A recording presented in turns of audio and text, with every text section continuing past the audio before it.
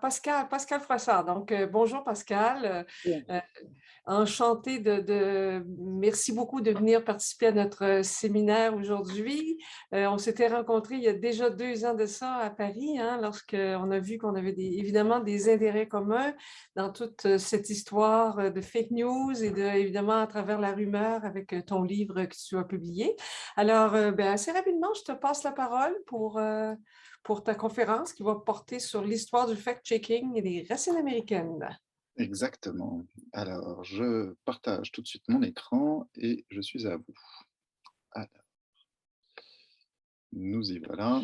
Alors, je vous propose de me suivre dans un premier temps, effectivement, pour explorer les racines américaines du fact-checking. Le fact-checking, ou la vérification en français, évidemment, est une pratique journalistique qu'on connaît bien parce qu'elle est à la mode. Je voudrais, avec vous, essayer de voir ce qu'elle a d'intéressant et ce qu'elle a aussi donc d'historique, en particulier dans ce côté américain. Et il faut que je précise que, ayant passé quelques années au Québec, l'Amérique du Nord est pour moi quelque chose qui n'est pas totalement inconnu, mais je serais très intéressé aussi d'avoir votre avis comment dire, continental contre continental, quoi, en fait, hein, Europe contre Amérique. Mais là, je vais vraiment centrer, vous allez voir, tout mon questionnement sur ce qui s'est passé aux États-Unis dans les années 40. J'ai effectivement publié un livre sur la rumeur il y a quelque temps et je continue à travailler là-dessus et c'est ça qui m'a amené à travailler sur cette émergence-là de la nécessité de contrôler les rumeurs ou de la nécessité de lutter contre les rumeurs. Et c'est pour ça que je me suis intéressé à ce qui s'est passé donc aux États-Unis au moment de la Seconde Guerre mondiale. Je vais procéder je vais avoir une sorte de procédé rhétorique un peu étrange. Je vais vous emmener voir Superman. Superman parce que, alors bon, évidemment, là, j'en profite pour faire une petite révision rapide. C'est un super-héros qui est né en 1938. Comme là, je vous ai parlé de la Seconde Guerre mondiale, il y a un rapport, c'est-à-dire que tout d'un coup, Superman, qui est né en 1938, qui est très populaire, très rapidement, va m'intéresser. Pourquoi? Parce qu'un jour, dans un des épisodes qui s'appelle La vilainie de la voix, The Villainy of the Voice, qui est publié entre 1942 et 1943 dans les journaux de tous les États-Unis en général, puisque vous savez peut-être que les comic strips, les petites bandes dessinées étaient publiées par abonnement. Enfin, les journaux s'abonnaient à un éditeur et chaque jour, ils recevaient une bande dessinée. C'est pour ça qu'on appelait ça un comic strip. Ce qui va évidemment être pour moi important, et c'est pour ça que je me permets de commencer ma présentation par ce petit écart, c'est l'audience, l'auditoire de cette bande dessinée Superman, comme toutes les autres. Comme vous le voyez, ça atteint chaque jour 25 millions de lecteurs par le biais justement de cette syndication. Et donc, c'est quelque chose d'absolument majeur pour comprendre la diffusion de certaines, en tout cas de la bande dessinée, c'est certain, mais aussi peut-être de certaines idées, et c'est ce que je vais vous proposer aujourd'hui. Alors là, je vous donne un exemple. Dans ce journal-là, le Omaha World Herald, il y avait une série de 8 bandes dessinées quotidiennes, et la deuxième, c'était Superman. Et donc, je vais me permettre de vous montrer quelques petites bandes qui sont extraites de cette série-là, de cet épisode numéro 24. Ça commence de manière très classique, hein. Enfin, on n'est pas au début de l'épisode, hein, on est à peu près au premier quart. Clark Kent, qui est donc, pour ceux qui l'ignoreraient encore, qui est le double ou qui est Superman, enfin qui est Superman dans le civil, rejoint, ou plutôt va au restaurant avec Lois Lane, son amoureuse. Ils auront des choses à partager ensuite. Et Superman est plutôt ravi et donc essaye d'engager une conversation, mais il se fait couper tout de suite par Lois Lane qui lui dit mais non, attends, j'écoute ce qui se passe à côté. Et ce qui se passe à côté, c'est deux personnes, un couple qui s'en va et l'homme est furieux, il dit je me rappelle maintenant que j'ai entendu dire que les conditions d'hygiène dans leur cuisine sont extraordinairement mauvaises. Et là, évidemment, le sang de Lois Lane ne fait qu'un tour, elle sent le scoop et elle se précipite pour le publier. Raté, le lendemain, on a le directeur du restaurant qui se retrouve à la rédaction du journal et qui se plaint que c'est un mensonge, naturellement. Et là, intervient un homme qui ne nous a pas encore été présenté, mais qui se présente, vous le voyez, sans phare, et qui se présente comme: «Bonjour, je suis un agent des services secrets de l'armée. Auriez-vous l'amabilité, mademoiselle Lane, de me dire où et quand vous avez entendu cette rumeur?» Et là, sans aucune, précaution, on est plongé dans un univers, de guerre. Alors il se trouve que c'est la guerre aux États-Unis depuis, presque un an. Il y a effectivement donc peu d'ambiguïté sur la possibilité qu'intervienne dans une diégèse, dans une histoire comme ça racontée, une bande dessinée. C'est pas totalement, étonnant, mais quand même, jusque-là, il n'y avait pas dans l'épisode d'éléments des forces armées. Alors l'histoire continue et elle va surtout m'intéresser parce qu'à un moment, donc là, vous allez le voir, Clark Kent interroge le fameux agent secret en disant: «Ah ah, c'est une menace, donc vous êtes en train de nous dire que c'est, les forces de l'Axe», hein, ce qu'on appelait les nazis plus les fascistes italiens plus les Japonais, sont à la source de cette rumeur. Et il emploie le mot lies, enfin le mot mensonge dans un premier temps, et puis assez rapidement, il va dire: «Qu'est-ce que vous penseriez de lancer une clinique des rumeurs dans le Daily Planet?» Daily Planet, c'est le journal de Clark Kent et de Lois Lane. Et le rédacteur en chef répond: «Mais c'est une excellente idée». Qu'à cela ne tienne, Clark Kent se met immédiatement, comme vous le voyez dans la petite image de gauche, à rédiger sa chronique dans la clinique des rumeurs. Et nous voilà plongés donc dans l'univers des rumeurs. Et le mot rumeur n'était pas abordé. Enfin, c'est pas comment dire, un épisode qui est centré sur les rumeurs. Simplement, tout d'un coup, dans une activité journalistique quasi normale, Clark Kent se met à rédiger une chronique dans la clinique des rumeurs. La clinique des rumeurs est quelque chose d'intéressant, évidemment, puisque pour moi, tout d'un coup, je me dis: «Tiens, c'est bizarre. Moi, je connais la clinique des rumeurs et c'est pas du tout quelque chose de fictionnel». Alors là, après dans l'épisode, là, je mets encore quelques petites, images, mais histoire de terminer mon truc, là. En gros, vous le voyez, le rédacteur en chef est très content de la chronique, rédigée par Clark Kent, le félicite, mais il y a dans le noir une main qui froisse le journal et c'est la main du méchant. Or, le méchant s'appelle The Voice dans cet épisode. S'il n'y a pas un rapport entre The Voice et la rumeur, effectivement, on pourra y revenir, mais là, honnêtement, ce n'est pas mon objet. Alors, là où mon sang n'a fait qu'un tour, c'est lorsque je me suis dit que Superman venait donc de donner un coup de pouce incroyable avec ses 25 millions de lecteurs à cette fameuse clinique des rumeurs qui n'est absolument pas une œuvre d'imagination, qui existe effectivement, mais qui n'existe pas depuis longtemps. Là, l'épisode de Superman, il a été diffusé à partir de décembre 42. Les petites images que je vous ai montrées, elles ont été probablement diffusées au début de l'année 43.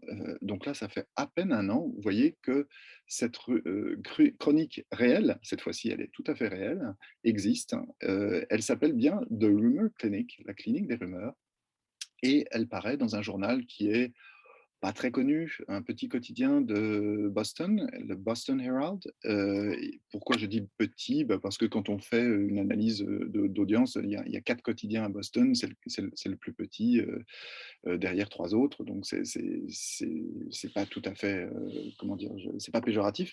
Ce qui est très étrange finalement, c'est que parmi les 4, le Boston Herald existe encore, avec le Boston Globe, alors que les 2 autres qui étaient plus gros sont morts. On est en pleine Seconde Guerre mondiale et cette rubrique, qui s'appelle The Rumor Clinic, va effectivement surgir à peu près de nulle part le 1er mars 1942. Et elle va être publiée toutes les semaines. Alors c'est bien publié dans un quotidien, mais c'est dans le numéro du dimanche du quotidien, le Sunday Herald. Et donc c'est en fait une sorte de rubrique hebdomadaire dans un quotidien. Et pendant un an et demi, il va y avoir une publication totalement régulière et puis ça va s'arrêter en décembre 1943. Alors, à quoi ça ressemble? Bah, ça ressemble à quelque chose de relativement standard. Enfin, bon, quand on va s'approcher, vous allez voir que c'est de moins en moins standard, mais c'est justement ça qui m'intéresse. C'est une rubrique, comme vous le voyez, qui remplit une colonne. Au début, c'est quasiment un tiers de la page. Ça ne sera pas toujours aussi long, ce ne sera pas toujours illustré, mais ce sera toujours à peu près sur le même modèle, c'est-à-dire des petits articles, comme vous le voyez mal ici, mais peut-être qu'avec ma souris on le voit mieux. Enfin, il y a des petits paragraphes qui sont séparés les uns des autres par des lignes, et donc ça ressemble assez peu, hein, la clinique des rumeurs, donc c'est toute cette colonne-là, la première là, et ça ressemble assez peu à un article argumenté avec une enquête, ça ressemble plutôt à une liste.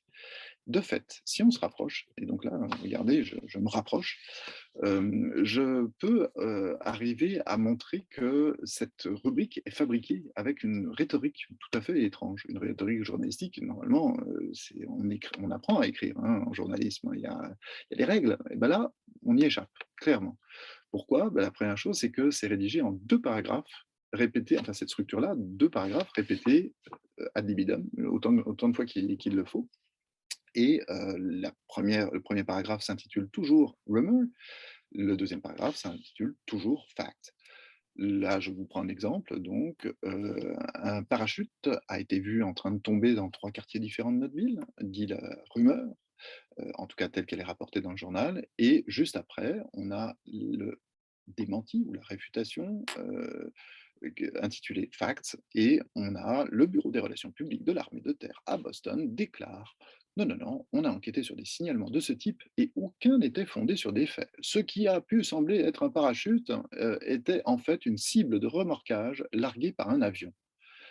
Et quand on fait des recherches, effectivement, il y a une base d'aviation pas loin de Boston et qui pouvait effectivement donner lieu à des largages de planeurs pour que les jeunes pilotes de l'armée de l'air américaine puissent tirer dessus et s'entraîner ainsi sans faire de grabuge. Ceci dit, là, on a un démenti, on ne peut plus clair. Euh, je vais vous parler néanmoins des problèmes que ça pose. Le premier problème que ça pose, naturellement, c'est le côté un petit peu, comment dire, édulcoré du choix des sujets. Le choix des sujets, là, je vous en donne 4 4 têtes de rubrique, où il y a donc effectivement dans le sous-titre, dans le chapeau, il y a quelques détails sur les sujets qui étaient abordés à l'intérieur. En gros, ils prenaient dans le chapeau parmi les rumeurs, il y en avait à peu près, en gros, j'ai calculé, il y avait 6 rumeurs et 6 démentis par semaine. Donc là, quand ils en mettaient une en évidence dans le chapeau, c'était une qui était plus importante que les autres ou éditorialement plus attractive, je ne sais pas. Alors, pourquoi je dis que c'est édulcoré? C'est que si on regarde la thématique des rumeurs qui sont choisies par la Rumeur Clinique, la clinique des rumeurs, eh bien, on s'aperçoit que c'est des sujets, alors qu'on est en pleine Seconde Guerre mondiale, des sujets qui sont pas anodins, mais disons, en tout cas, pas à la hauteur de l'événement.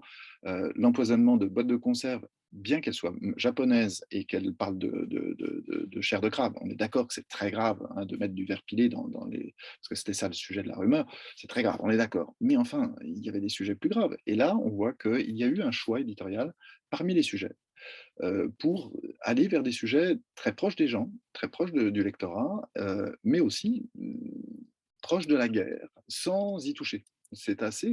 Une équation assez étrange. De la même manière, le deuxième extrait, là, c'est la fermeture des écoles. Est-ce que c'est vrai? Est-ce que c'est pas vrai? Est-ce que c'est un souhait? Est-ce que c'est pas un souhait? Etc. Bon, voilà, effectivement, en temps de guerre, en temps d'épidémie, il y a certains lycéens et certains collégiens qui seraient ravis que leurs écoles ferment. Bon, c'était avant le téléenseignement, donc il y a pas, maintenant, malheureusement, les collégiens sont obligés de travailler même à la maison. Mais toujours est-il, encore une fois, on voit que c'est un sujet d'importance, mais enfin, c'est pas un sujet qui est à la hauteur, encore une fois, à la hauteur de l'événement. La troisième, c'est sur les matériaux de récupération. Effectivement, pendant la guerre, il y a eu un très gros effort aux États-Unis, en Amérique du Nord en général d'ailleurs, de récupération du caoutchouc, du métal acier ou du métal aluminium, etc. Tout ça parce que le caoutchouc permettait de refaire des pneus, en particulier pour l'armée. Le métal aussi, ça permettait soit de faire des armes, soit de faire des munitions. Bref, on avait besoin de récupérer des choses.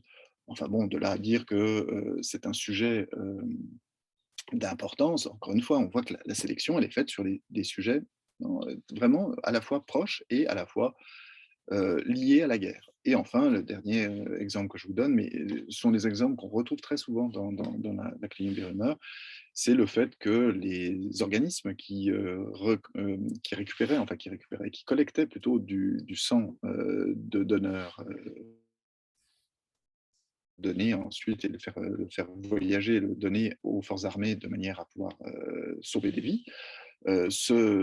Cette industrie, disons, parce qu'effectivement, il y avait des centres de dons de sang partout qui quadrillaient les États-Unis, cette industrie, finalement, était apparemment, en tout cas, visée par la rumeur pour son côté, comment dire, gaspillage, comme si un don sur deux était jeté, un don sur deux était vendu alors que c'était donné, en fait, etc. Bref, il y a tout voilà, un choix éditorial sur les sujets.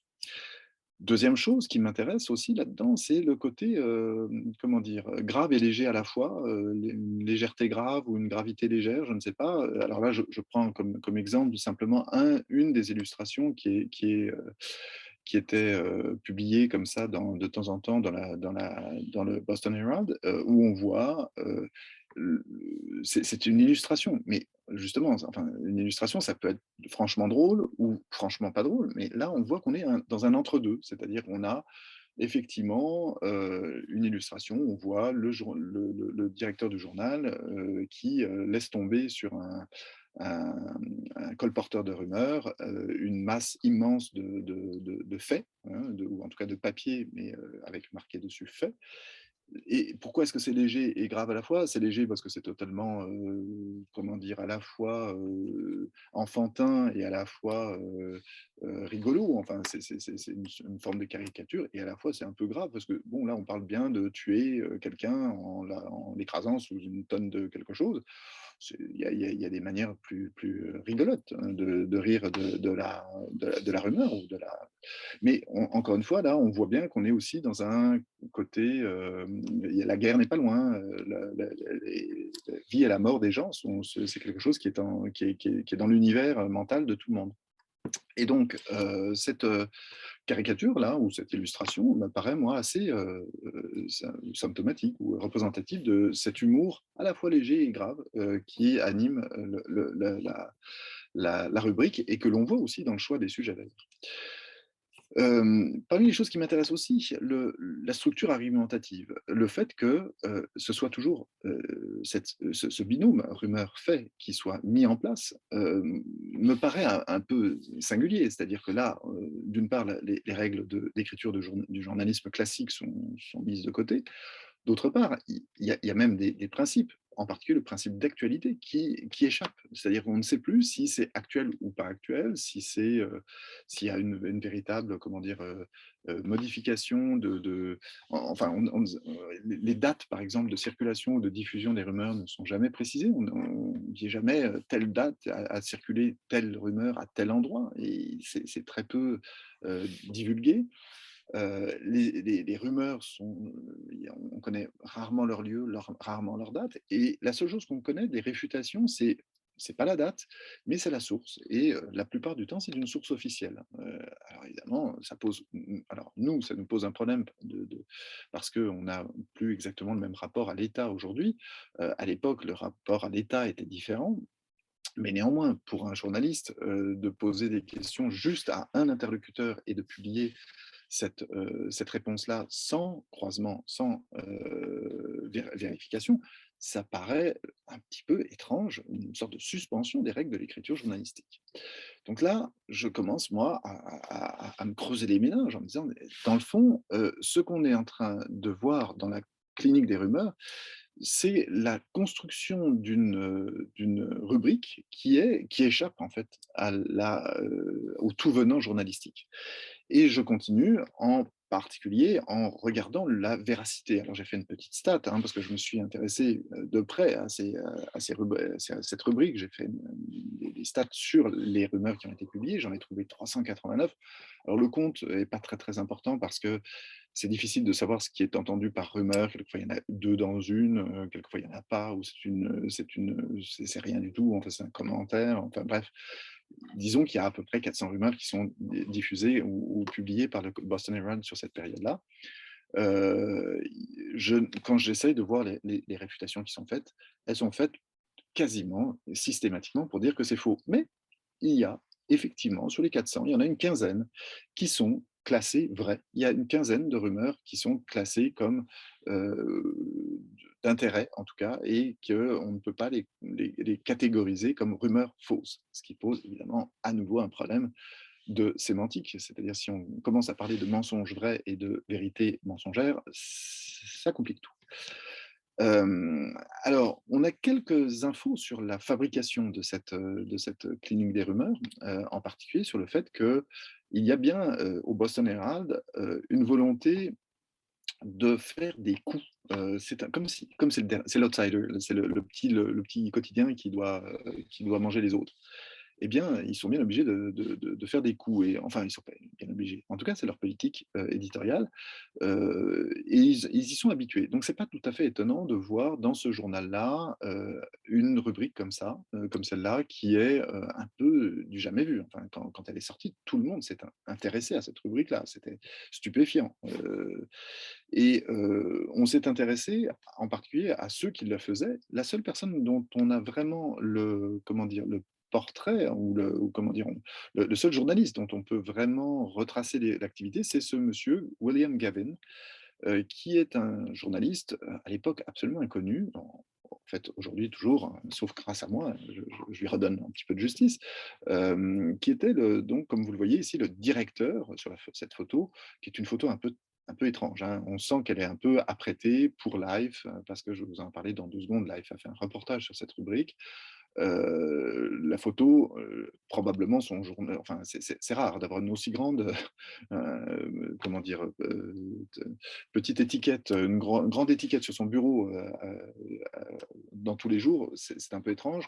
Donc probablement ça a été mis en scène pour cette photo-là, mais néanmoins, il est employé au Boston Herald pour cette période-là, et il dirige effectivement la rubrique. La rubrique est donc dirigé par un journaliste, on n'a pas d'autre nom. On ne sait pas qui écrit dans cette rubrique-là. Il y a une fois un journaliste qui laisse traîner son nom, et c'est une erreur, et on ne sait même pas donc si c'est un vrai journaliste ou pas. J'ai fait quelques recherches, j'ai eu aucun moyen de trouver les véritables rédacteurs de cette rubrique. William Gavin lui-même, c'est pas un reporter, hein, c'est un journaliste parlementaire qui a passé sa vie à Washington avant d'aller là. On ne s'attend pas vraiment à ce qu'il fasse de l'investigation avec un passé comme celui-là, mais c'est un journaliste sérieux, un journaliste solide.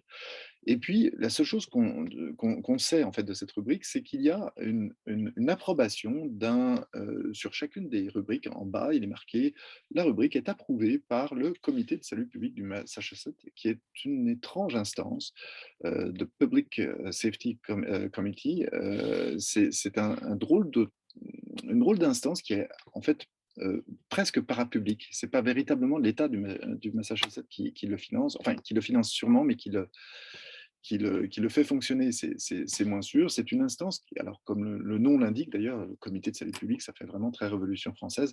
De fait, il y a des racines qui remontent jusqu'à la Révolution française, puisque ça fait partie des comités de citoyens qui ont été mis en place au moment de la Révolution américaine et donc de la Révolution française, puisque ça s'est fait dans un mouchoir de poche, tout ça.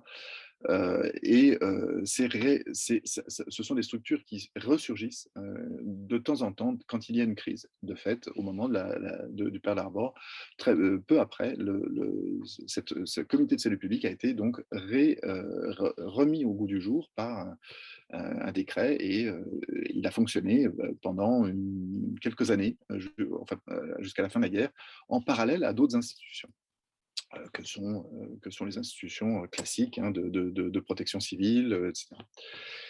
Alors, ce qui est très étonnant, c'est que très rapidement, cette rubrique, mais je vous l'ai déjà évoqué, a attiré l'attention. Et à l'attention de qui? Mais des collègues. des collègues, alors là, je vous ai parlé de Superman, mais pas seulement. Je vous ai parlé de Life, et là, je peux vous dire aussi que The Reader's Digest, qui était quand même un immense magazine, donc Life, c'était 4 millions ou 5 millions de lecteurs, Reader's Digest, c'est 3 millions de lecteurs, c'est énorme. Et même The March of Time, qui est la grande émission d'actualité de l'époque, et qui faisait aussi des millions de vues. Alors, pour le coup, on pourrait le dire comme ça, puisque c'était des actualités filmées qui étaient diffusées dans les cinémas tout autour des États-Unis et du Canada aussi, hein. Le March of Time était très, très bien distribué au Canada. Et donc, c'est une véritable, comment dire, focus, un éclairage incroyable qui est projeté sur la clinique des rumeurs. Et ça a un effet tout étrange, mais un effet journalistique, c'est que dans plein de quotidiens des États-Unis et même du Québec, on trouve des reprises du dispositif. C'est-à-dire qu'on va voir apparaître dans le Daily News de Chicago, dans le Plain Dealer de je ne sais plus où, Philadelphie, je crois, ou dans tous ces journaux qui vont se mettre à faire exactement la même chose que le Boston Herald, c'est-à-dire une chronique avec la même structure, rumeur fait, rumeur fait, rumeur fait, à tel point d'ailleurs qu'ils vont s'échanger les rubriques, et la plupart du temps, ils vont republier ce qui a été publié dans le Boston Herald. Alors, pour les Québécois parmi nous, il y a quelques quotidiens connus ou inconnus, Le Soleil de Québec, La Presse de Montréal, mais aussi le Lingot, hein, du Saguenay, qui n'a pas eu le succès qu'il a mérité, puisqu'il a disparu depuis, alors que les deux autres existent encore. Alors évidemment, je vais prendre un petit peu de temps pour conclure. Alors vous allez voir que ma conclusion, elle est longue comme le bras, parce qu'en fait, il y a plein de questions qui émergent à partir de ce moment-là. Le fait que, donc, la première chose, le premier constat qu'on peut faire quand même, c'est qu'en 1942, on voit émerger un fact-checking que certains auteurs appellent after the fact, c'est-à-dire post-hoc, hein, après les faits, qui vient pas en contradiction, mais en complément avec ce qui existait déjà. Le fact-checking n'est pas une invention donc, de la clinique des rumeurs, mais plutôt une invention des années 20 dans le magazine Time, qui était lancé par Henry Luce, qui était une pratique journalistique, pour le coup, une organisation journalistique. Henry Luce avait importé dans son journal, dans le Time, une sorte d'organisation du travail en disant, ben voilà, les journalistes dans les journaux de mon groupe, en fait, donc au Time, il y en aura certains qui feront du reportage, d'autres qui feront de l'écriture, d'autres qui feront du fact-checking et d'autres qui feront de la documentation. Ils avaient divisé le travail journalistique en quatre postes. Et donc, l'un des postes, c'était le fact-checking. Mais c'était un fact-checking avant publication. Et là, on voit que 20 ans plus tard, on a une sorte de fact-checking après publication. C'est une fois que les rumeurs ont été soit publiées, soit dites dans l'espace social, soit prononcées par des journalistes, eh bien, le fact-checking peut passer et la clinique des rumeurs peut émerger, en fait, peut faire son travail.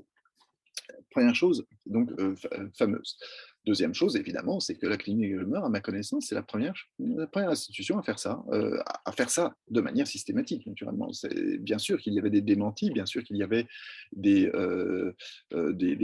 même d'ailleurs des demandes de prise de parole, parce que dans le droit américain comme dans le droit français, on a le droit à ce qu'on appelle le droit de réponse, hein, évidemment, donc c'est tout à fait entendu, mais qu'il y ait une rubrique consacrée à cela, différente de la lettre des lecteurs, le courrier des lecteurs, c'est quelque chose qui est singulier et que je pense être donc relativement important à traiter, parce que c'est, en tout cas, à ma connaissance, la première institution à faire ça.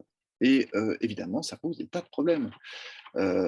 D'abord parce que je n'ai pas le temps, et ça mériterait beaucoup plus de temps d'ailleurs, mais de parler des rapports entre cette rubrique-là et l'État du Massachusetts. Le fameux comité de salut public, là, bien que ce ne soit pas une institution totalement publique, elle est financée par l'État. Et donc, il y a un rapport entre les deux. Et en fait, quand on creuse, on en trouve un. Même chose avec l'État fédéral. Washington, quand il voit arriver en 1942, alors que c'est la guerre, une bande de journalistes, enfin une bande, quelques journalistes qui se mettent à faire du fact-checking ou en tout cas de l'information de guerre, même si c'est de l'information, comme on a vu, un peu édulcorée, c'est de l'information de guerre. L'État fédéral, ils ne sont pas totalement d'accord et ils vont intervenir. Et donc, pour ça, il faudra creuser parce que, en fait, les rapports sont très rapidement conflictuels avec l'État fédéral.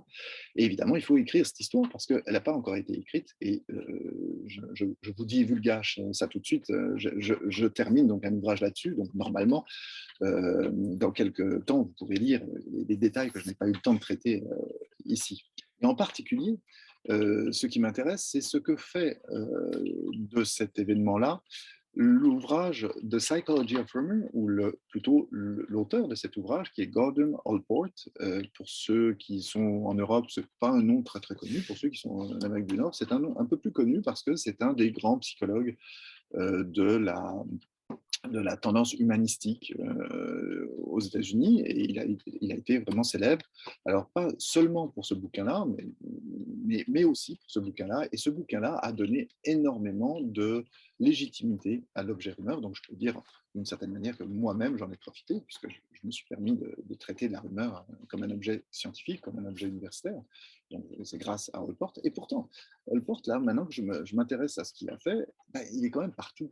Il est dans le comité de santé publique du Massachusetts. Quand on creuse un peu, c'est pas totalement public, mais quand on creuse un peu, on voit qu'il en est membre. Et mieux que ça, il est membre d'un comité éditorial du Boston Herald. Et donc, on peut penser que il y a quelque chose autour de Gordon Allport, non pas comme un acteur véritable de la rubrique. Je ne pense pas qu'il ait jamais écrit aucune rubrique, aucun article. En revanche, il est fort probable qu'il a eu une action, comment dire, facilitante, en tout cas, dans cette rubrique-là. Je m'intéresse aussi à cette rubrique-là, évidemment, pour ce qu'elle a de postérité. Aujourd'hui, si on parle de fact-checking, ben c'est probablement à cause de cette clinique des rumeurs, ou plutôt, si on a la clinique des rumeurs, aujourd'hui, enfin, n'existe plus, hein, évidemment, même le terme, la clinique des rumeurs, a disparu. En revanche, le mot fact-checking reprend une activité qui est très similaire. Là, j'ai pris quelques exemples, hein, à la fois anciens, en 1991, tout début d'Internet, et à la fois moderne, avec cross-check de Google, ou des choses dans le monde ou dans Libération. Mais les rubriques de fact-checking d'aujourd'hui reprennent exactement les mêmes, comment dire, les mêmes pratiques qu'en 1942. Et évidemment, si c'est les mêmes pratiques, c'est les mêmes problèmes. D'une part parce que les moyens d'investigation de ces rubriques-là, la plupart du temps, sont extrêmement limités. Il y a quelques journalistes derrière, mais il n'y a pas une équipe, et ils n'ont pas le temps, et ils n'ont pas très peu de budget.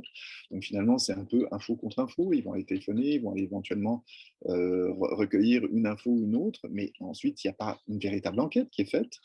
Leur approche est du fait, la notion de fait est souvent très positiviste. Hein. C'est un peu vache ce que je dis, mais en disant, en tout cas, très appliqué. C'est fait contre fait, et donc on a l'impression que la négociation ou l'évaluation s'arrête là. En fait, c'est vrai ou c'est faux parce qu'on a trouvé un autre fait, un fait qui contredit, etc.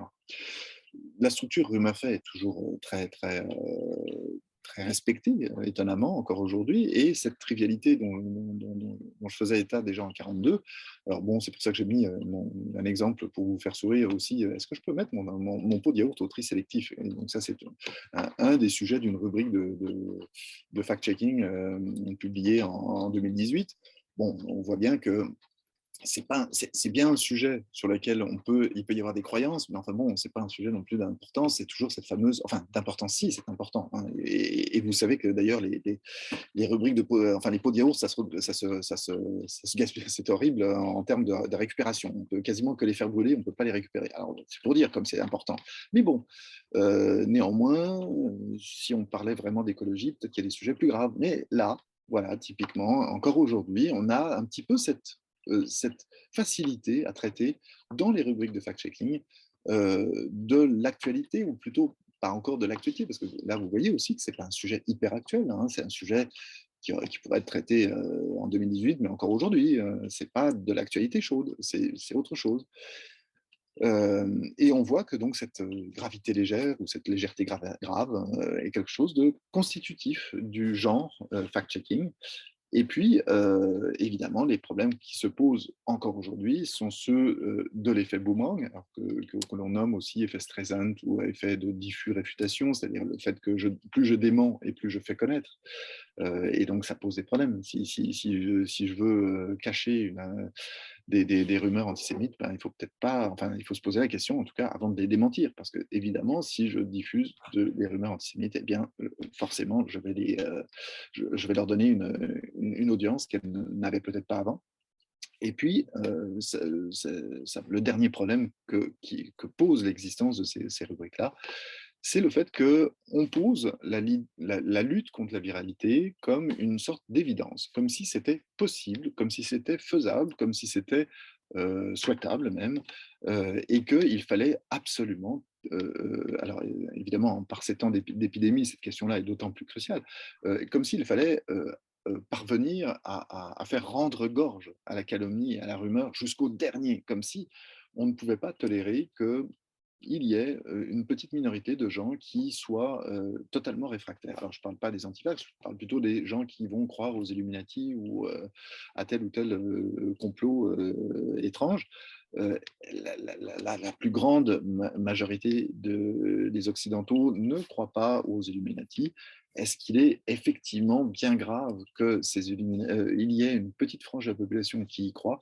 C'est la question que pose en fait, je n'ai pas de réponse, hein, mais c'est la question que pose cette lutte forcenée contre la croyance et la crédulité populaire. Voilà, je termine là-dessus, juste sur une dernière petite comment dire, illustration que je suis allé chercher dans un article d'un journaliste qui faisait le portrait de toutes les indicateurs de vérité ou de fausseté dans les plateformes de fact-checking autour du monde. Et comme on le voit, en fait, c'est pas juste américain, cette espèce de légèreté grave ou une gravité légère. Ça se trouve un peu dans tous les journaux et effectivement on le voit là, hein, Pants on Fire quand la vérité est totalement dévoyée. C'est assez rigolo. Pourtant, il y a des sujets qui ne le sont pas. Et donc, est-ce que ce genre d'indicateur-là est adéquat? Ouais, c'est adéquat parce que dans cette rubrique-là, on peut se permettre de mélanger le léger et le grave. Et voilà, même chose avec les petits Pinocchio qu'on voit, un Pinocchio, deux Pinocchio, trois Pinocchio, quatre Pinocchio, ou le chien ridicule qui a les oreilles tout à fait dressées. Voilà, j'en ai terminé avec ma présentation et puis je me tiens à votre disposition évidemment pour toutes les questions que qui ne m'ont pas manqué. Alors, un grand merci, Pascal, pour cette intervention. On s'est permis, en fait, le luxe de te laisser tout le temps dont tu avais besoin, puisqu'on a maintenant juste un intervenant. Alors, écoute, c'était absolument passionnant. Ma remarque première, c'est que, tu sais, c'est la pertinence de ton intervention dans le cadre du séminaire Arcane et des travaux de recherche qu'on mène, cette hypothèse de départ qui était de mettre en relation, finalement, des faits de fiction, par exemple, des corpus de fiction avec tout l'espace de l'information actuelle.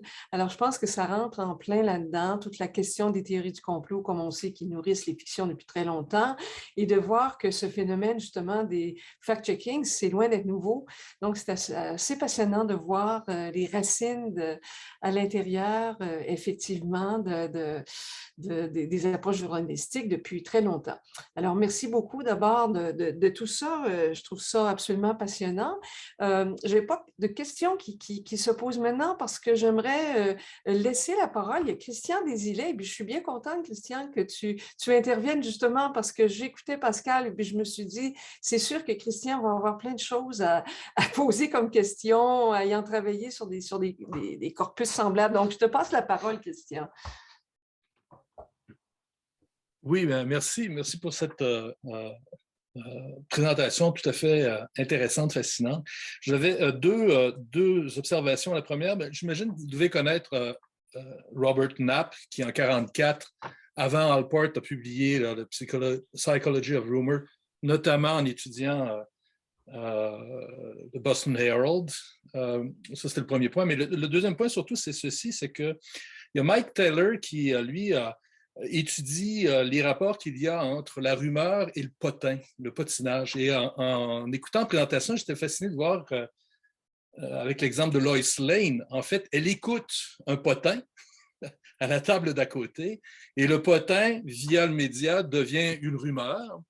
Et le Boston Herald, et même dans la bande dessinée là, de Superman, ça prend la forme d'une rubrique, exactement comme les rubriques de potinage d'Hollywood et tout ça. On en fait une rubrique et il y a une espèce de... C'est pas la même chose, le potin et la rumeur, bien sûr, mais il y a des affinités assez importantes et j'étais fasciné de le voir dans votre exposé. C'était simplement une observation. Alors, c'est tout à fait juste. Alors, je n'ai pas fait aucun sort à Robert Knapp parce que, tout simplement, il est central dans cette histoire-là. Robert Knapp était le doctorant de Allport et il a été placé par Allport au comité de salut public et il a donc une importance absolument extrême dans ce dispositif-là. Malheureusement, je peux pas. J'ai fait le choix du coup de présenter la rubrique elle-même et comment dire, la fabrication, disons, du fact-checking plutôt que les acteurs. Mais en effet, ce personnage-là, Robert Knapp, est tout à fait fascinant. Il a eu une vie tout à fait rigolote à ce moment-là, dont on ne retrouve aucune trace dans ses archives, qui sont pourtant très, très denses dans son université où il a travaillé pendant 40 ans après. Et on ne trouve aucune archive sur cette période-là dans ses archives personnelles. Je vous laisse deviner pourquoi. Oui, alors il y a Fabien Richer qui veut intervenir et puis tout de suite après Samuel. Oui, merci René. Merci Pascal pour cette présentation très, très stimulante. Moi, j'avais une question qui portait alors éventuellement plutôt sur votre ouvrage dans lequel vous avez, j'imagine, développé toutes les choses que vous nous avez présentées. Je voulais savoir si, en fait, c'est plutôt une question qui porte au contexte en fait que vous avez analysé, le contexte d'émergence justement de cette clinique des rumeurs.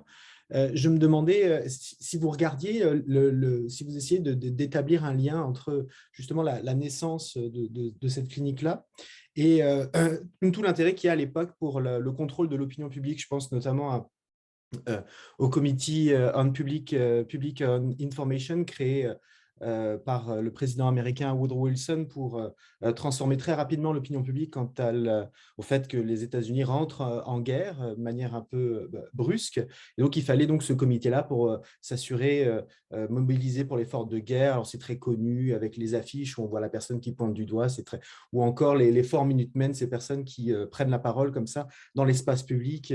Charlie Chaplin y avait participé. Et c'est des questions, justement, en fait, c'est le bien fondé de la propagande en réalité, qui se poursuivent avec les fondations Rockefeller en Deuxième Guerre mondiale et qu'il faut émerger les premiers experts en communication, dont très connu Harold Laswell et la seringue hypodermique. Enfin bref, je voulais savoir si vous vous nourrissiez de ce contexte-là aussi pour analyser la clinique des rumeurs.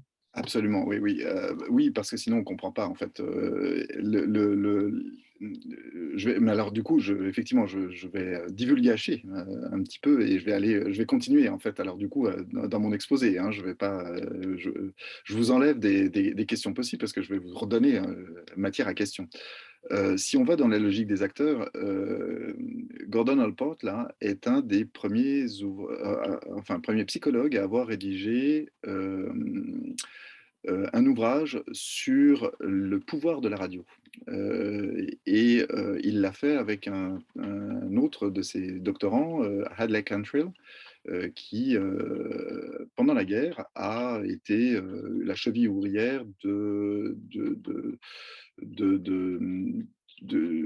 d'un institut de sondage. Et on voit que, en gros, tous ces deux psychologues et donc toute une branche de la psychologie américaine de l'époque est très intéressée par la question médiatique, à un moment où la question médiatique, en fait, se pose pas en tant qu'objet en soi. C'est un objet, disons, incident aux théories des sciences sociales, alors que après-guerre, et là vous avez tout à fait raison de parler de Lasswell, ou moi j'irais plus loin, hein, de Lasswell ou de Shannon, machin, et Wenner et tout cela, il y a une institutionnalisation après-guerre de l'objet communicationnel, de l'objet média, et elle tient, alors il y a plein de littérature là-dessus, elle tient en grande partie à ce qu'ont fait les chercheurs des sciences sociales, que ce soit des psychologues ou des sociologues, beaucoup des psychologues, vraiment, il y a toute une tripotée, qui ont fait pendant la guerre,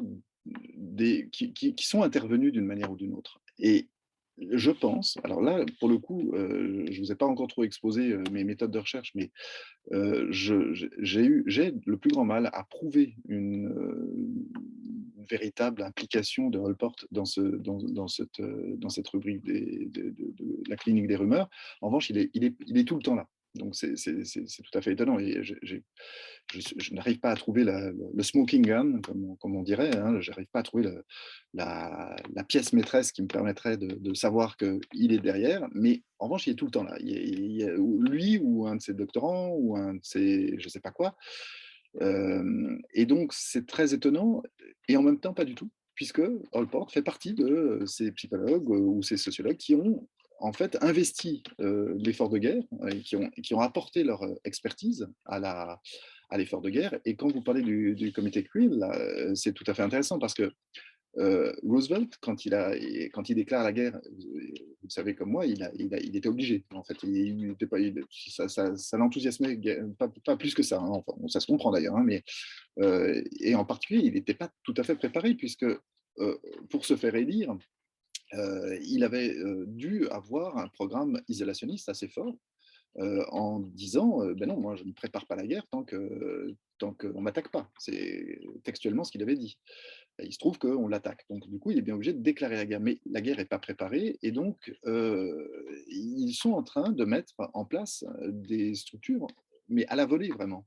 Roosevelt, en 1941, juste avant Pearl Harbor, donc quand je dis qu'il ne préparait pas, il le préparait un peu, était en train d'envisager de faire revenir Creel dans le jeu pour qu'il refasse le coup de 1917, hein, c'est-à-dire de vendre la guerre aux Américains comme on vend du savon, comme on vend des films. Et ça avait le don d'énerver des conseiller, en particulier au cabinet de Roosevelt, ou dans son gouvernement. En particulier, il y avait un ministre qui était terrorisé à cette idée-là. Et le comité Creel a laissé un très très mauvais souvenir aux Américains parce qu'ils ont eu l'impression d'être pris pour justement pour des savonnettes, enfin plutôt des acheteurs de savonnettes et à qui on vendait une soupe, enfin non, du savon du coup. Et donc il y a eu une instrumentalisation de quelques justement de recherche de psychologues et en particulier il y a eu un comité qui s'appelait le comité sur le moral national de National Moral qui était en train de se faire, comment dire, c'est une sorte de club au tout début, dans lequel participe Allport, mais pas juste Allport, il y a plein de psy là-dedans, et même Bateson, Mead, enfin bref, plein en gros, d'intellos de l'époque. Et ils vont demander à ce comité-là de plancher sur les mesures pour, non pas comment dire, publiciser la guerre, la rendre sexy, mais plutôt pour booster, pour empuissancer, pour donner de la force au moral national américain pour faire la guerre. Comme si, pour vendre la guerre, il ne fallait pas donc vendre la guerre, mais il fallait vendre l'effort de se défendre, enfin l'effort de la volonté de se défendre. Et donc je fais cette longue précision pour dire que simplement la clinique des rumeurs intervient probablement dans ce cadre-là, c'est-à-dire dans le cadre d'une forme de propagande domestique. Et très souvent, on parlait de ce qu'on appelait le front intérieur, le home front, le front intérieur, et une propagande domestique, pas tellement pour que la guerre soit le fun, mais plutôt pour montrer comment on pouvait, assis dans son fauteuil à Boston ou à Seattle ou à Montréal, comment on pouvait gagner la guerre d'une certaine manière, par des actions comme justement récupérer du caoutchouc ou des choses comme ça qui apparaissent totalement anodines. Et ben non, là, il y avait une narration autour de ça, et c'était devenu, si vous collectez du métal ou si vous collectez du caoutchouc, vous êtes un bon patriote, vous aidez la guerre, vous êtes un agent du front intérieur, c'est grâce à vous que nous gagnerons la guerre. Et donc, pardon pour la longueur de la réponse, mais effectivement, vous avez raison. Si on met le doigt sur le contexte, il y a quelque chose de fascinant et de très riche. Enfin, on arrive très, très rapidement à entrer dans ça. Et puis, je rajouterais juste, avant de prendre une autre question, et là, je vois personne qui s'énerve, j'en profite. Hein. Il y a un contexte aussi tout à fait étrange lié à la côte Est et qui remonte jusqu'à Montréal. Qui est celui de l'antisémitisme. Il y a entre 1935 et 1940 une vague d'antisémitisme totalement débridé et totalement ouvert, comment dire, vulgaire et vraiment effrayant, qui se déverse sur la côte Est, qui se redouble en plus de confrontations entre catholiques et protestants, ascendance irlandaise, ascendance anglaise, etc. Et ces tensions intercommunautaires sont très très fortes. On voit défiler à New York des gens avec des swastikas et le bras levé. Hein, il y a une photo très célèbre qui montre ce défilé. C'est affolant. Et, enfin, affolant, pas tant que ça. Enfin, si, c'est affolant, mais c'est surtout, en fait, c'est très logique finalement. Il y avait des nazis en Europe, pourquoi il n'y aurait pas eu des nazis en Amérique du Nord, quoi. Simplement, aujourd'hui, c'est le grand secret. Hein, plus personne n'en parle. Et le slogan de l'époque, c'était quand même America First. Ça rappelle des choses qui se sont passées il n'y a pas si longtemps que ça. Et donc, on peut bien voir les liens qu'il peut y avoir dans le contexte américain entre cette époque-là et la nôtre. Et donc, encore une fois, je vais terminer. Allport est l'un des tout premiers psychologues à avoir conceptualisé, on va dire ça comme ça, à défaut de dire il a travaillé sur, mais il a conceptualisé le racisme en termes scientifiques. Il a essayé de mesurer une attitude raciste avec les outils de l'époque. Et c'est un des tout premiers. Donc, c'est un type assez étonnant qui était donc à la fois intéressé par, comme on le voit là, donc une forme de rapport aux médias permanent. Il était très intéressé par les médias et à la fois, il était animé de valeurs très humanistes ou très, très, très, très généreuses. Ce qui est quelquefois, lorsqu'on analyse ensuite ce qu'il a fait, un petit peu étonnant parce qu'il y a aussi quelques prises de position qui sont tout à fait singulières et étonnantes dans ce qu'il a fait et qui en particulier avec son rapport avec Robert Knapp, est invraisemblable. Pour vous donner juste un exemple, dans le bouquin, Robert Knapp, dans le Psychology of Humor, qui porte exactement le même nom que l'article de Robert Knapp. Hein, Robert Knapp, l'article c'est A Psychology of Humor, le bouquin de Allport c'est The Psychology of Humor. Dans le bouquin de Allport, Knapp n'est cité qu'une fois ou deux, je crois, alors qu'il y a pratiquement, enfin, il y a toute une partie qui est typiquement Knapp. Quand on lit la thèse de Knapp qui a été faite, c'est clair qu'il y a plus que de l'emprunt, il y a vraiment, c'est assez dur. Et donc, bon, voilà, après, je m'arrête là, sinon vous aurez plus de questions à me poser. Alors, il y a Samuel qui voulait poser une question. Je souligne aussi l'arrivée de Philippe Uzeil, Angelina Tourcelle aussi, de Valenciennes, qui sont parmi nous. Alors, si vous avez des questions aussi après Samuel à poser, ne vous gênez pas. Juste avant de te passer la parole, Samuel, je voulais simplement faire une relation. Évidemment, tout ce que tu nous racontes me fait penser bien évidemment au livre d'Horace qui est Conway sur les marchands du doute, hein, toute cette période qui a été analysée à fond. Et puis, il y a une couleur semblable dans ce que tu nous racontes, Pascal, vraiment. Donc, hein, le livre que peut-être tous ne connaissent pas, qui s'appelle Les marchands du double, qui est un classique, en fait, des études justement de ce type. Alors, Samuel, je te passe la parole. Merci René, merci beaucoup Pascal de ton intervention, hein. C'est vrai que ça colle particulièrement à l'ambition du séminaire, hein, de créer des parallèles entre des faits historiques anciens et puis ce qui se passe maintenant et comment l'analyse de l'histoire permet de mieux comprendre ce qui se passe aujourd'hui. Donc ça, pour nous, c'est du pain béni, comme on dit. Moi, j'aurais une question par rapport à un autre parallèle qui n'est pas un parallèle historique, mais un parallèle géographique. Est-ce que tu as mené des recherches sur la presse française autour de ces années ou autres? Et je pense notamment aux nouveaux outils qui sont mis à disposition par Gallica et par le Gallica Lab pour pouvoir justement récupérer un certain nombre d'occurrences d'un mot ou d'une suite de mots et qui permettrait peut-être de consolider ou inversement de mettre en question un certain nombre des hypothèses que tu nous as présentées. Donc, est-ce que tu utilises Gallica ou pas? Est-ce que tu as prévu de le faire et Alors, comment? oui, alors, oui, bien sûr, j'ai cherché. Cette clinique des rumeurs n'a eu de postérité qu'en Amérique du Nord. Ok. Même pas en Amérique du Sud, en Amérique du Nord. Elle a été dans à peu près une quarantaine de quotidiens reprises, traitées comme telles. Elle a été traduite, et c'est pour ça que j'emploie d'ailleurs l'expression clinique des rumeurs, elle a été traduite en français dans la presse sous ce nom-là. C'est pour ça que donc j'ai pas mieux à dire, parce qu'en fait il y a bien un clinique des rumeurs qui n'existe pas en anglais, mais bon, si les Québécois en 42 ont estimé que c'était comme ça qu'il fallait le traduire, moi je suis d'accord, on reprend la traduction.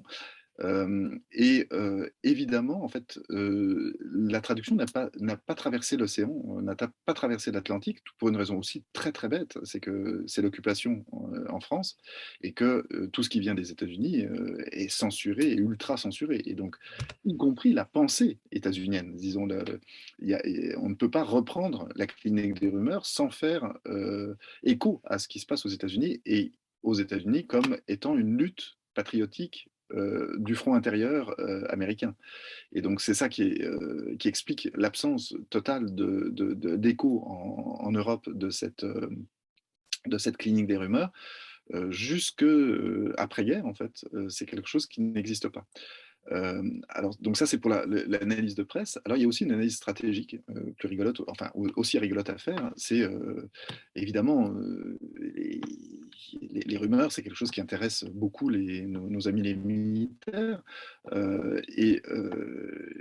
Alors, la France, elle est comment dire, d'une certaine manière décapitée. En tout cas, en 42, il n'y a pas moyen de parler de France libre ou de France tout court. Enfin, ça devient une sorte de...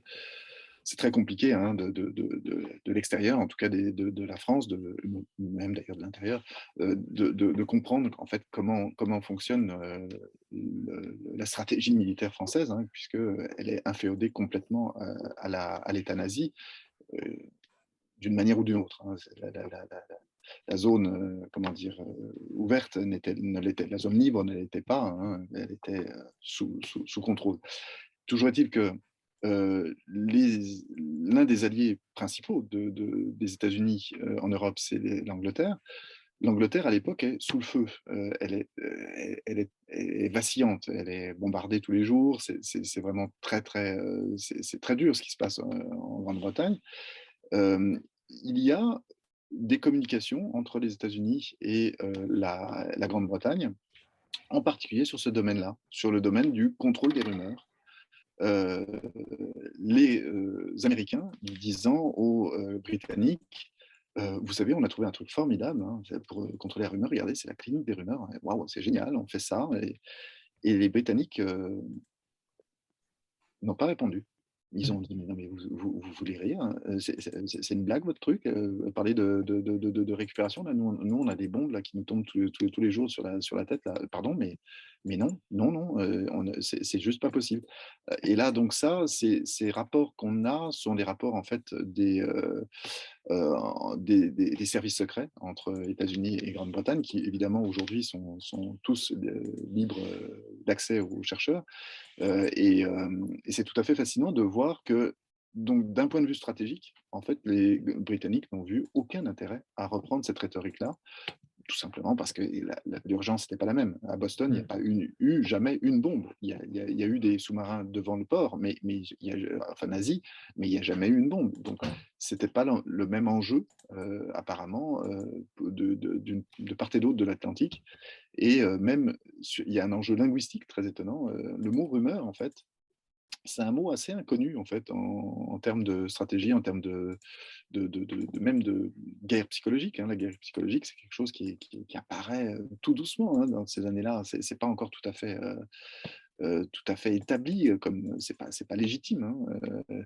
Et aux États-Unis, donc, on essaie d'imposer ce mot rumeur dans le monde stratégique américain. Et en Angleterre, c'est pas le même mot qui surgit, c'est le mot SIBS, qui est une abréviation d'un mot latin, donc très savant, sibéré, et qui veut dire, ce serait gazouillis ou je sais pas, quelque chose comme ça. Et donc, on voit que même le mot rumeur n'a pas réussi à s'imposer en anglais, alors que franchement, rumor, ça devrait, enfin, l'accent n'est pas le même, certes, mais enfin, tout de même, on aurait pu penser que ça aurait pu prendre, et bien même ça n'a pas pris en Grande-Bretagne. Donc, la question, effectivement, géographique est intéressante. Et elle s'explique de la même manière que tout à l'heure sur le contexte en fait. Là, c'est plus le contexte, disons, socio-historique, c'est plutôt le contexte géographique. Et oui, il y a une importance réelle. Le mot rumeur n'est quasiment pas employé en termes stratégiques à cette époque-là, en tout cas sur le continent européen.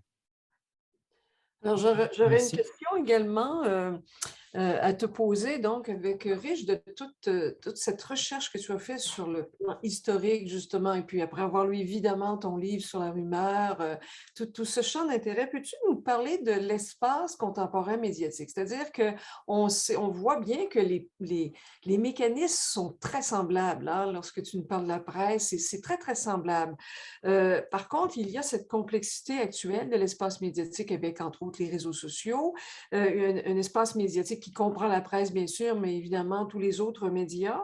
Donc, comment tu dirais que cette complexification cause des configurations nouvelles dans tous ces phénomènes de fake news, de rumeurs qui sont encore, on le sent, extrêmement présents dans notre espace actuel. C'est pour ça qu'on s'y intéresse tant.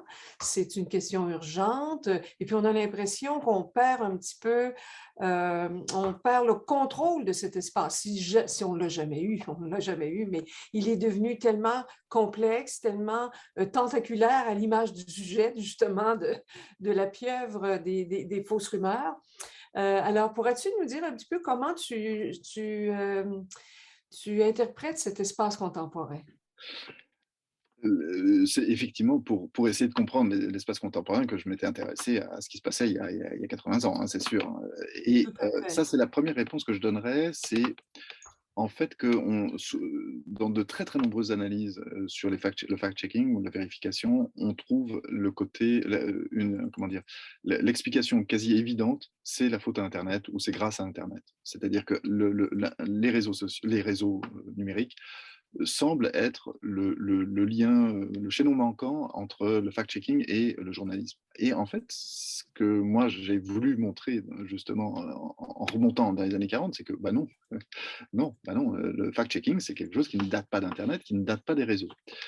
Ceci dit, je peux mettre un peu d'eau dans mon vin tout de même, parce qu'il y a bien un rapport quand même, ou une interrogation en tout cas, pas un rapport. Je vais surtout pas être déterministe et encore moins techno-déterministe. Mais il y a quand même une question qui se pose, c'est oui, on peut imaginer que la mode récente du fact-checking est liée d'une manière ou d'une autre à l'émergence de nouveaux supports sur le numérique. De la même manière que dans les années 40, on voit apparaître un nouveau média qui, alors, n'est pas apparu dans les années 40, mais dont l'importance est devenue fondamentale dans les années 40, c'est le média radiophonique, qui émerge effectivement, en fait, plutôt dans les années 30. Et quand je parlais par exemple d'antisémitisme tout à l'heure, sur la radio, il y a tous les dimanches une sorte de télé-évangéliste catho enfin, invraisemblable qui tous les dimanches fait un sermon de 2 heures et qui vide les rues des villes américaines tellement il est connu, apprécié, et ce type-là est un type avec un discours de haine et un discours antisémite totalement assumé et totalement comment dire, revendiqué, et qui est commenté dans toute l'Amérique. Donc on voit que, en tout cas pour le fact-checking de l'époque, il y a peut-être un rapport entre cette, comment dire, puissance, ou cette... tout à l'heure, René, vous avez eu l'expression de dire c'est tentaculaire, c'est cataclysmique, en gros, on a l'impression d'une pieuvre, hein, enfin quelque chose, on est saisi. Ce saisissement, cette impression de saisissement, me paraît être similaire à ce qui a pu surgir dans les années 40. C'est-à-dire aujourd'hui, on se dit rien ne peut échapper au numérique. De la même manière que dans les années 40, on a pu se dire ah, rien n'échappe à la radio. On ne peut pas, un mensonge qui est dit à la radio, il traverse l'espace, il traverse la géographie, il traverse le temps, et il entre dans la tête des gens. De la même manière qu'aujourd'hui, on a cette impression-là qu'une information, une allégation, un mensonge, une propagande quelconque sur un réseau social va entrer dans la tête des gens, et qu'elle va être automatiquement pulvérisée, et que le libre arbitre sera vidé de son sens. Dans ces deux cas-là, je pense que la sensation d'aliénation, ou aliénation au sens où on n'est plus nous-mêmes, hein, on se sent étranger à nous-mêmes, nous saisit. Et là, je vois un parallèle vraiment fort. Alors ça, c'est un petit peu sur un plan métaphorique que je réponds. Sur un plan plus technique, alors oui, il y a un rapport entre les deux, et aujourd'hui, donc, le fact-checking d'aujourd'hui, il est en fait technicisé de la même manière, c'est-à-dire avec cette idée qu'on peut trouver facilement le vrai à opposer au faux. Ça, c'est une démarche qui, moi, me fascine, parce que le vrai et le faux, mon Dieu, c'est compliqué, hein. Ça fait 2500 ans qu'on essaie de savoir ce que c'est que la vérité en termes philosophiques. Si on pouvait y arriver facilement dans l'espace journalistique, bah, ce serait formidable, mais j'y crois pas beaucoup, quoi. Je pense qu'on ne peut pas réellement opposer un fait à un autre pour faire surgir la vérité. La vérité est un processus beaucoup plus complexe que simplement une confrontation de textes, ou de faits, ou de récits. C'est quelque chose de plus compliqué que ça. Pour autant, il faut la faire, hein. Je ne suis surtout pas en train de dire qu'il ne faut pas faire de fact-checking, ou il ne faut pas faire de journalisme. Mais la question de la vérité est plus large. Ça, c'est la première réponse que je donnerai à la question de qu'est-ce que je pense du fact-checking aujourd'hui. Mais il y en a une deuxième, c'est le fait que, comme en 40, le fact-checking, ça fascine. On a l'impression qu'on a trouvé l'antidote. Ça y est, ouais, on a le moyen de trouver comment faire entendre raison à des gens qui pensent que la Terre est plate. Fact-checking. Et ça aussi, c'est étonnant, cette espèce de comment dire, de popularité que prennent ces dispositifs journalistiques.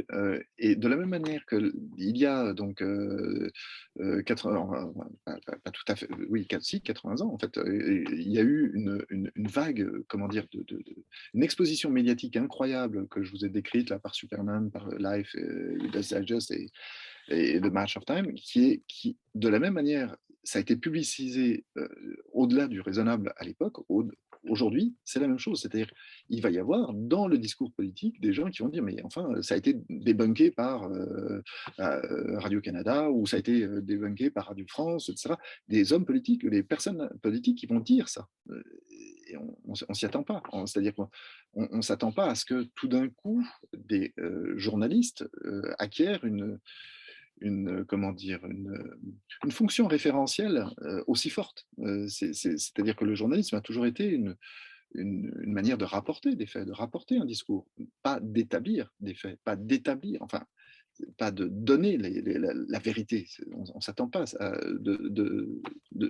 du journalisme, on ne s'attend pas à cette attestation finalement de la réalité.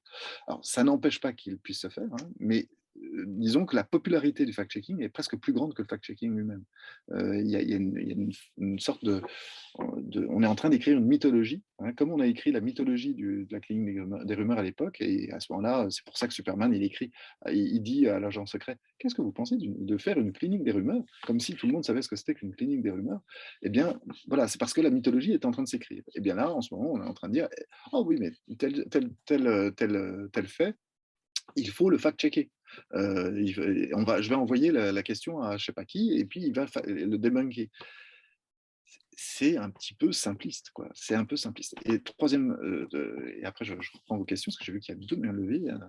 Le troisième plan, c'est le côté, comment dire, disons, l'amateurisme ou le mélange entre les gens, entre l'amateurisme et le professionnalisme. Aujourd'hui, le fact-checking est devenu une activité que n'importe qui peut revendiquer. Et il y a des influenceurs du fact-checking, il y a des influenceurs qui font du fact-checking, il y a des partis d'extrême droite qui font du fact-checking, il y a des partis d'extrême gauche qui font du fact-checking. Et donc, il y a une espèce de grand mélange des légitimités qui devient étrange. Parce que là, pour le coup, la légitimité d'une rubrique, elle tient aussi à un ensemble, enfin un dispositif, pour employer le bon vieux terme foucaldien, c'est-à-dire, je peux difficilement faire du fact-checking tout seul dans mon coin. Il y a quand même des choses que je dois respecter, il y a une forme de contrôle qui se met en place et une sorte de lien avec le pouvoir, la puissance qui est fort, qui est consubstantielle. Et bien là, il y a un jeu en ce moment là-dessus qui se fait sur les fact-checkers d'aujourd'hui, comme il y a eu un jeu sur les fact-checkers des années 40. Et là, donc, effectivement, le comité de salut public, pardon, a eu son importance à l'époque pour justement légitimer l'activité de fact-checking de la clinique des rumeurs. Mes réponses sont affreusement longues, pardon. Mais c'est assez passionnant. En fait, tout ce que tu nous dis, c'est un thème qu'on a brassé beaucoup justement avec d'autres intervenants du séminaire. Évidemment, cette notion de vérité qui, comme tu dis, il y a 2500 ans d'histoire derrière et on n'a pas encore... donc, un terme, vérité, hein, qui est loin d'être simple. Et de la même façon, je pense que ce qui ressort, c'est que le terme fait est loin d'être simple aussi. Donc, tu parlais de la notion positiviste, de la notion de fait. Et il y a ce petit bouquin dont on a parlé un petit peu plus tôt dans le séminaire qui s'appelle « Les faits en question », qui a été publié par la Fondation Jaurès. Très intéressante parce qu'ils ont pris 20 experts, évidemment venant des domaines de sciences pures jusqu'au domaine du journalisme, pour montrer que même la notion de fait, selon les différentes disciplines académiques et scientifiques, n'est pas interprétée de la même façon. Un fait comme la science l'expose, basé sur l'hypothèse, etc., et le fait basé sur l'histoire, comme les historiens le pensent, et le fait basé sur le journalisme, c'est des définitions différentes. Alors, quand on parle de fact-checking, on voit que c'est très glissant, comme le terme vérité, comme le terme mensonge sont des termes glissants. Alors, je ne te laisserai pas répondre, Pascal, pour passer la parole à Christian qui a levé la main d'abord, et puis Gabriel également tout de suite après. Oui, bien, j'étais un peu interpellé là, par la réaction des Britanniques qui refusaient le terme rumeur et tout. Je voulais juste offrir peut-être une partie là, de contexte. Je m'intéresse beaucoup à la publicité et Allport et bien d'autres, pour eux, étudier la publicité, l'étudiaient comme une forme de propagande. Bon, En France, je pense qu'on dit propagande pour publicité, ça passe très bien, alors qu'ici, on ne comprend pas très bien pourquoi c'est complètement passé. Là, mais juste pour dire que quand les Américains sont arrivés en Angleterre pendant la Deuxième Guerre mondiale, ils ont créé un sentiment d'anti-américanisme. Les Américains sont arrivés en masse avec de grands moyens. Ils ont commencé à expliquer aux Britanniques comment faire la guerre et aussi voulaient leur montrer comment faire de la propagande. Il y avait même l'agence J. Walter Thompson, qui était new-yorkaise, qui s'est établie à Londres et qui voulait leur expliquer comment modifier complètement leur industrie. Il n'y avait pas de publicité à la BBC à l'époque. Le financement se faisait autrement. On leur disait, mais vous devriez faire de la publicité, ça créerait des revenus. On va vous montrer comment faire une industrie de la publicité et faire de la propagande. Et les Britanniques ont eu un gros mouvement de retrait par rapport à ça. Il y avait un fort sentiment anti-américain de toutes ces méthodes américaines surfinancées à coups de millions, avec des approches scientifiques, disait-il. Donc, il y a eu un mouvement de recul. Ça participe peut-être, le refus du mot « rumor », peut-être participe un peu de cet état d'esprit des Britanniques à l'époque. C'est très intéressant. En effet, ce qui est étonnant, hein, c'est que chez les Américains, enfin, dans les rapports des Américains sur la coopération avec les Britanniques, on sent ils étaient tout à fait ils percevaient cet anti-américanisme et on trouve dans leurs rapports des espèces, en particulier, oui, dans les rapports, on trouve des commentaires sur cet anti-américanisme et ils ne comprennent pas, hein, ils ne voient pas pourquoi. Ils disent, bah, non, nous sommes les forces du bien et on vient combattre les forces du mal avec eux. Donc, comment est-ce possible et en particulier, donc il y a tout un service, hein, dans les services secrets, il y a une direction qui est chargée de disséminer des rumeurs en Europe et ils essayent de passer par les services secrets britanniques et ils ne comprennent absolument pas qu'ils n'ont aucun support, aucune... Il y a une franche hostilité, en fait. Ça ne va pas du tout. Et de la même manière, hein, les Britanniques, eux, ils ne comprennent pas que, comme vous le dites très justement, et donc ça, il faudrait que, oui, peut-être que je creuse peut-être plus sur le mouvement, mais alors sur le mouvement anti-pub ou le mouvement comment dire, rénovation du modèle économique, les Anglais sont tout à fait au courant qu'il faut savoir contrôler ses sources, en gros, et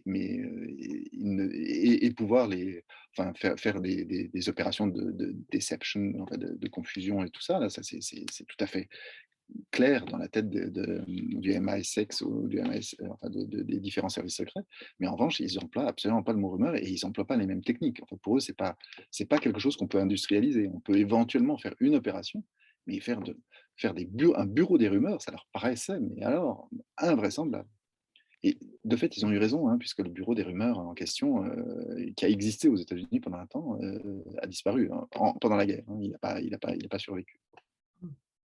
Alors, encore une fois, pour connecter avec notre thème, comme Samuel nous disait, pour nous, c'est fascinant parce qu'on s'intéresse justement à cette question des médiations. Notre collègue Jean-Marc, qui n'est pas là, se délecterait de t'entendre, je pense, Pascal, parce qu'on peut faire remonter aussi toute cette question, donc l'impact évidemment énorme de la radio, alors que justement les instances politiques ont été obligés à cette époque d'apprendre à composer avec cette nouvelle composante forte, mais on peut le faire remonter jusqu'à 1840, hein, lorsqu'il y a eu le premier message télégraphe envoyé entre Londres et New York, en 1840 déjà, voir tout l'impact social qu'un nouveau média de communication à distance pouvait installer dans l'espace social. Donc, c'est tout à fait intéressant pour nous aider à comprendre effectivement l'espace contemporain. Je passe la parole à Gabrielle, donc, qui a levé la main. Donc, Gabrielle. Merci beaucoup pour cette présentation qui me fait sourire et puis également qui m'a surprise à plusieurs endroits, notamment dans quand vous décriviez les 93 semaines avec les 380 quelques rubriques de la chronique des rumeurs. En fait, j'ai été interpellée par le 4% des vraies rumeurs qui apparaissaient justement dans votre analyse et je me disais, du coup, cette chronique, elle devient non pas 4 petites têtes de Pinocchio, mais à quelque part 3 petites têtes de Pinocchio. Et je voulais savoir, est-ce que c'était une stratégie de ceux qui créaient les rubriques d'en infiltrer des vrais, ou est-ce que c'était par hasard leur création? Des fois, on peut avoir l'imagination qui finalement se rapporte à quelque chose d'effectivement vrai. Est-ce que vous avez pu un peu... Alors, la question, en fait, devient hyper intéressante si on la pose autrement. Mais la même question, c'est-à-dire, est-il possible que lorsqu'on crée une catégorie qui s'appelle rumeur, qui jusque-là n'avait pas de vertu justement stratégique, c'était le mot rumeur, c'est surtout un terme littéraire, en fait, hein, la rumeur du fleuve, la rumeur de la ville, ce qu'on voit lorsqu'on est donc très proche de la réputation, et c'est ce que moi j'avais essayé de travailler dans mon bouquin, c'était de montrer que le mot rumeur change au XXe siècle, il change d'acceptation et il devient opérationnel, en fait, il s'opérationnalise au cours du XXe siècle. Et là, typiquement, aux États-Unis, il devient absolument opérationnel à partir du moment où il est mis en place dans cette rubrique-là, et que la rubrique lutte contre la rumeur, mais comme à pied, c'est-à-dire on va prendre un fait et on va lui opposer un autre fait, et donc on en conclut que c'est faux. Du coup, si on prend l'hypothèse que le terme rumeur était encore en discussion, enfin l'acception du terme rumeur était en discussion, c'est pas le terme il existait depuis longtemps, mais l'acception, eh bien, on ne sait pas très bien ce que c'est qu'une rumeur après tout. Et donc on met des choses vraies comme on met des choses fausses, mais on pense quand même que dans cette rubrique-là, c'est essentiellement des choses fausses dont on parle. Mais c'est des choses fausses, et donc c'est assez étrange, hein, parce que il y a très très peu de définition de la rumeur, en fait, qui est, en même temps, c'est les journalistes, hein, c'est pas les universitaires, hein, donc je leur en fais pas reproche, mais il n'y a pas de définition finalement de la rumeur. C'était les rumeurs qui attaquent le moral national. C'était les rumeurs qui sèment la zizanie. C'est la rumeur qui... Et donc c'est plutôt par les effets de la rumeur que le concept lui-même est défini. Et donc moi j'ai l'impression, pour répondre à votre question, que ce pourcentage de 4%, 96%, je fais une incidente. Il y a des bouquins qui sont publiés tous les jours, encore aujourd'hui, sur rumeurs, vraies ou faux, légendes contemporaines, vraies ou faux, etc. On retrouve exactement la même proportion de rumeurs vraies et fausses dans ces bouquins-là. J'ai eu la patience de compter les rumeurs, et effectivement, on tombe sur le même ratio. Donc ça veut dire quoi? Pour moi, je ferai l'hypothèse, non pas que il y a il y a des erreurs journalistiques, mais plutôt que dans la définition que nous avons, la définition de sens commun que nous avons de la rumeur, nous avons d'abord et avant tout un principe de diffusion, c'est-à-dire que nous pensons que est rumeur des récits avec des diffusions, comme le disait René tout à l'heure, cataclysmiques, tentaculaires, qui nous font peur. En revanche, la véracité, ça passe au second plan. Il peut y avoir effectivement des rumeurs qui sont vraies, comme oui, tel personnage a bien dit telle chose. Ouais. Mais ce qui est étonnant, c'est qu'on ne reprend pas toutes les choses qui sont vraies. On reprend seulement marginalement des récits qui sont déclarés vrais, mais surtout qui sont diffusés hors contrôle, en fait. Et c'est surtout cette impression-là. Moi, j'aurais envie de dire, la rumeur, la notion de rumeur, dans ce sens-là, répond à notre angoisse d'être complètement dépassé, inondé, de victimes d'un phénomène hors contrôle et d'un phénomène cataclysmique. C'est pour ça qu'on trouve souvent des métaphores autour de l'embrasement, de la rumeur comme une inondation, comme un tsunami. Encore aujourd'hui, hein, les fake news, c'est un tsunami de fake news. Et donc, pour moi, ça décrit très bien ce sentiment que nous avons, beaucoup plus que que le pape ait endossé la candidature de Trump ou pas. Finalement, c'est un truc à vérifier, point barre. Il suffit c'est pas un tsunami. Eh ben, on en parlera de fake news à partir du moment où on a l'impression que tout le monde le croit, tout le monde le pense. Ouais, bon, d'accord, c'est l'impression qui nous donne ce sentiment-là, et c'est peut-être pour ça qu'on classe ces récits-là dans des rubriques, enfin des catégories qui sont floues, comme fake news, comme rumeurs, comme canular, hoax, toutes ces rubriques un peu étranges et qui changent en plus en cours du temps. Hein. Le mot, par exemple, hoax a été très à la mode à un moment, et puis là, aujourd'hui, il est très disparu, hein, canular. C'est pas très... Et le mot intox, par exemple, a été très à la mode dans les années 60, 70, il est beaucoup moins. Le mot propagande, tout à l'heure Christian en parlait, a été très à la mode dans les années 40, 50, 60. Maintenant, on ne sait plus trop ce que c'est la propagande. Mais c'est des modes intellectuels et c'est aussi probablement des modes liés à des institutions, moi je dirais. Et c'est pour ça que l'institution clinique des rumeurs, moi, me semble géniale à étudier parce que je trouve que ça explique pourquoi le concept prend naissance. Il est inscrit, enfin, il est incarné, enfin, pas incarné, mais il est inscrit dans la structure sociale grâce à une institution comme celle-là. On peut parler justement de tous ces phénomènes, de la rumeur, du canular, évidemment, des fausses nouvelles, comme en fait des attracteurs d'attention. Je pense que si on reporte ça, c'est un peu le phénomène qui est dominant dans notre espace actuel, on le sait, donc à cause de la prolifération des informations, on a besoin d'attirer l'attention. Évidemment, on peut penser à l'économie de l'attention de Citon, bien sûr, mais tous ces phénomènes, ce sont des attracteurs d'attention et c'est pour ça qu'ils vont chercher l'attention du public. Donc, le public ou la diffusion de la nouvelle ou de la rumeur virale, finalement, ne dépend pas de sa vérité, comme on disait. Souvent, la vérité est inintéressante et banale, d'une certaine façon, alors que la rumeur, je pense au Pizzagate, je pense à tout ce que Donald Trump a fait pendant 4 ans, ce n'était que de l'attraction de l'attention qu'il faisait et il réussissait merveilleusement à le faire. Il n'y avait pas un journal dans le monde tous les jours qui ne venait pas colporter ce que Trump avait parlé, ce qui permettait de faire évidemment plein de choses dans l'espace en arrière. Et donc, on voit que ce qui domine l'espace actuel, justement, c'est cette notion d'attraction de l'attention dans un espace saturé d'informations. Quelle est la nouvelle qui va ressortir? Souvent, c'est celle qui est la plus spectaculaire, qui va porter. Et plus elle est grosse, cette nouvelle, parfois elle est provocante, plus elle va prendre de la place dans l'espace de l'attention médiatique, en fait. Bien d'accord, absolument. Hein? Alors, écoutez, c'est absolument passionnant. On a eu la chance, Pascal, de t'avoir comme invité aujourd'hui. Donc, on a eu tout cet espace pour discuter de ça. Alors, on va, je pense, clore. J'en profite pour dire que notre séminaire, c'est l'occasion pour nous de rencontrer des invités très intéressants.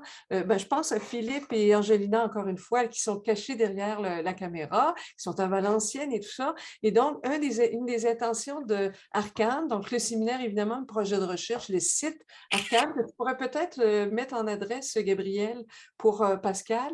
Nous souhaitons continuer à développer des liens entre nous qui s'intéressons à tous ces phénomènes de différents angles. Je pense évidemment à Christian Desilets, là, qui a dû nous quitter à l'instant. Et puis, on est en train de mettre un dispositif éditorial en place. Donc, c'est Rémi Besson qui s'en occupe.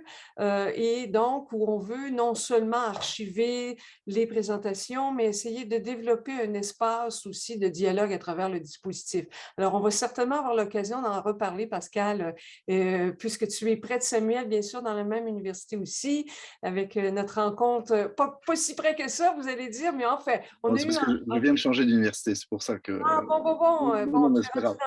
Tu es rendu à quel endroit maintenant? Juste... Donc, l'ancien Paris 4, qui est le CELSA Sorbonne Université. Ah, tu es rendu au CELSA. J'y étais en 2019. D'accord, mais bon, ça n'empêche pas les liens, bien sûr. Et puis, je pense qu'on a un intérêt commun pour tous ces sujets. Alors, on aimerait bien reprendre et on aura certainement l'occasion de se recroiser à nouveau dans le cadre des activités du projet Arcane. Alors, je te remercie beaucoup, Pascal. C'était passionnant de t'entendre. Et puis, donc, je dis bonjour à tout le monde et même heure, même poste la semaine prochaine pour l'avant-dernière rencontre de cet automne.